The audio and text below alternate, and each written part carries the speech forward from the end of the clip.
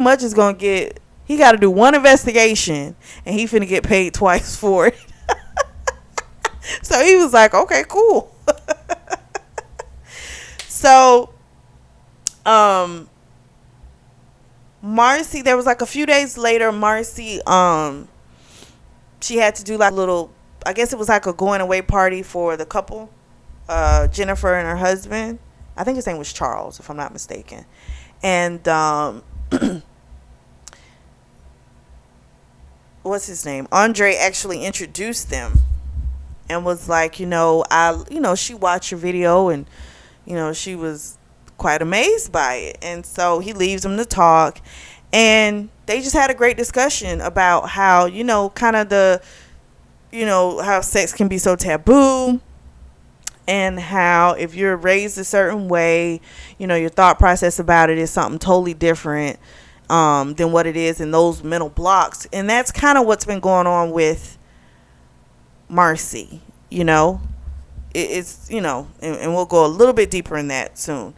And so they had a great conversation, and she thanked Jennifer. She's like, thank you so much. You don't know, that really helped me, because that opened me up to so much, and I needed that. And so she made us my friend. So it was a great day. So then she, like, at this point, girl's ready. Like, she's ready to do it. She's like, girl needs some action. So her and Mike get together, and of course, it's so explosive. Those scenes were so hot to read. I'm not even gonna lie to you. Like, they were so hot, because he was just so, like, he did all that dirty talk, and he's like, you want me to put my dick in you. It's just like, I love that type of shit. So it was just it was great reading those scenes. It was so great. But she has hang-ups about sex, and we kind of find out why. So when she was she was a teenager, so maybe 15, 16. Her and Mike were having this conversation about, how many partners have you had? Mike was like 5. I've had 5 my whole life. And because Mike was a geek when he was a kid, so he didn't start until later, and he met his wife not too long after. So, he doesn't have this long history like that. So he asked her, and she said, I couldn't tell you.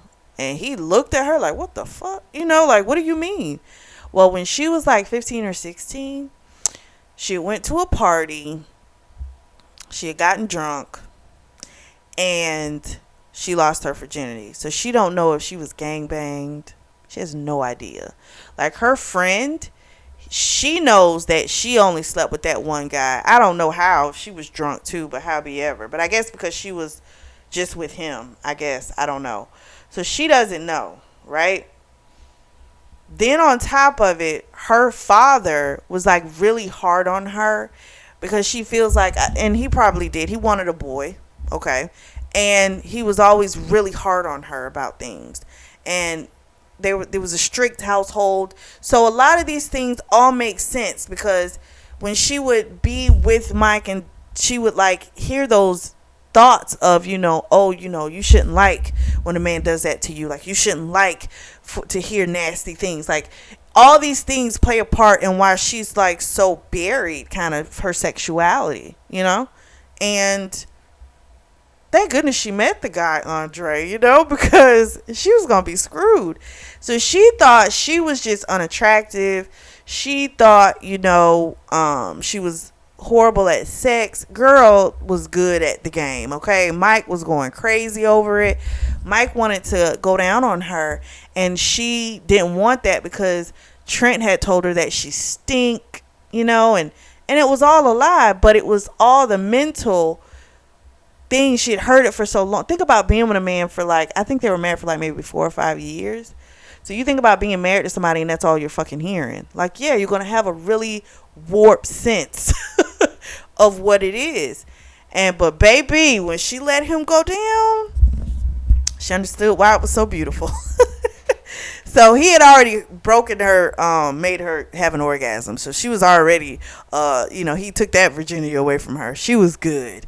And so they were having this whole weekend in bed, and he asked her to marry him, and this time she didn't say. She was like, yes.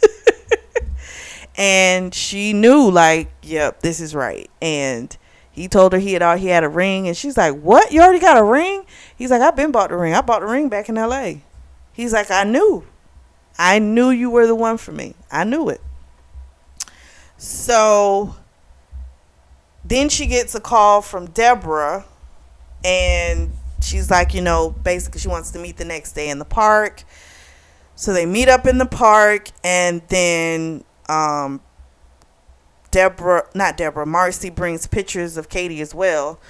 And so come to find out, Deborah tells her, yeah, he told me that wasn't his child.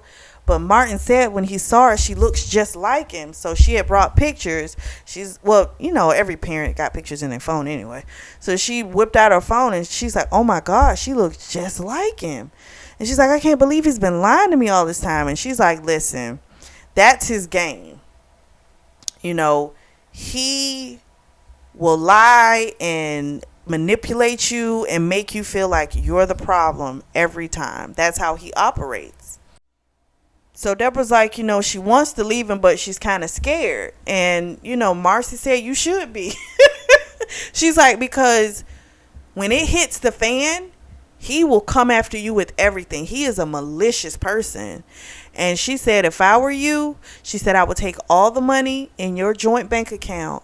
She said, and I would leave. She's like, because I guarantee you, he's stealing money from the business. Because that's how he operates. He's evil. She's like, I would take the money. She was like, I would have everything set up with my lawyer, let your dad know what's going on. She said, and I would get the hell out of town, and I would not look back.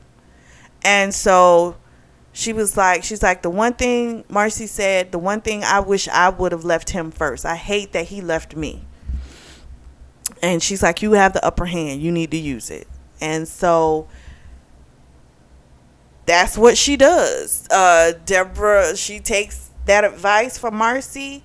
She takes all the money out the joint bank account, and she leaves Trent a note letting him know, I know you've been stealing from the business, because her dad is, I think, the majority owner of the business, because they have a few of those dentist, I don't want to say dentist shops, that just sounds so low class, but businesses.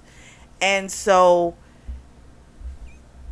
find out he's been stashing money in an offshore account, siphoning off the business. She finds out he has, she knows of at least 2 women that he's had an affair with, which includes the dental assistant. And then she leaves him a Bible verse as well. So then, Trent's like, fuck, and he's like, what am I going to do? And so then he starts thinking, he's like, shit, I got to leave this house, because he has a nice car, but he's still making payments, but he can't get to any money right now because the shit's offshore. So he's like, fuck, what am I going to do? So he's like, okay, I'm going to get a hotel, because the house as well is in the father's name, because it was a gift to them, but it's in the father's name. So he's screwed. So he's like, okay, I know what I can do. He's like, I can blackmail the father and get some money, So he's on his way to go to this little cheap motel that he takes his cheap whores. And he gets stopped by the police. Well, here's the problem. The police he got stopped off had a hard day because his wife is pregnant. She had been up all night. She'd been sick, so he didn't get too much rest. He's a little cranky. And Trent's been drinking, has an attitude. Girl, it's a whole problem. So Trent's like, do you know who I am? And like all this type of stuff. And the guy's like, I don't care who you are. Have you been drinking? And he's like, so what if I have? You're not going to do anything. I make so much money. I make $500,000 a year. You can't do anything to me. I can buy and sell you. I mean, he went on a whole rant and then tried to swing at the officer. So, of course, he went to jail. He couldn't call anyone because he didn't have any friends. And he didn't have anyone's number. And so he was just stuck in jail. And then there were these two guys in there, and they asked him, they were like, you ever had a hot piece of ass suck your dick? And he's like, of course. And like, they ever let you, fuck him in the ass? And he's like, of course. He's like, well, good, you got practice. So they spent the weekend. He got his little ass tore up. Then when he got out of jail on that Monday, because this is a Friday, when he got out of jail, he got beat up by the father, and he fled to Florida where his mother was. So he got his karma. I loved it. It made me so happy because he was such a despicable freaking person. And then, so after that, a few months later, they get married, big ceremony, beautiful. And because, Mike had promised her he was going to give her the wedding of her dreams. She deserved it, and he did it. And it was just a beautiful moment. And it ends up with, we find out she had gotten a letter from Debbie. Because Deborah now goes by Debbie, because that's what Martin calls her. So Martin and Debbie have gotten married. I'm going to just call her Deborah because we called her Deborah before. So Martin and Deborah have gotten married. They're living in Texas. They sent a picture. And how about the big Texan, her grandfather? That was the guy that Marcy had given the $100 back to. And so it was like, oh my gosh, everything kind of came full circle. But there's a little secret. Mike kind of helped it along. So when Mike figured out that Trent was probably having an affair, he had employed or had gotten Martin, to get the job with them, even though he didn't know him. But he was like, that would be probably a good place for you to go to. So that's kind of how he had gotten him. So that's how he kind of started to manipulate it a little bit to work in his favor. And it worked out because he had told him all the stuff that the Trent guy had done. And, come to find out, he didn't realize that Martin already knew Deborah from school. And he didn't know that Martin already had a massive crush on Deborah. That stuff he didn't know.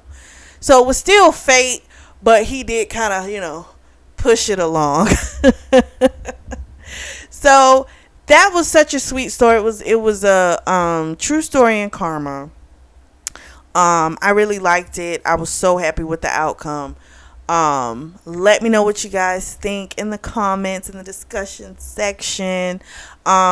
I'm probably going to come back, and we're probably going to start a series next week. I think you guys are ready.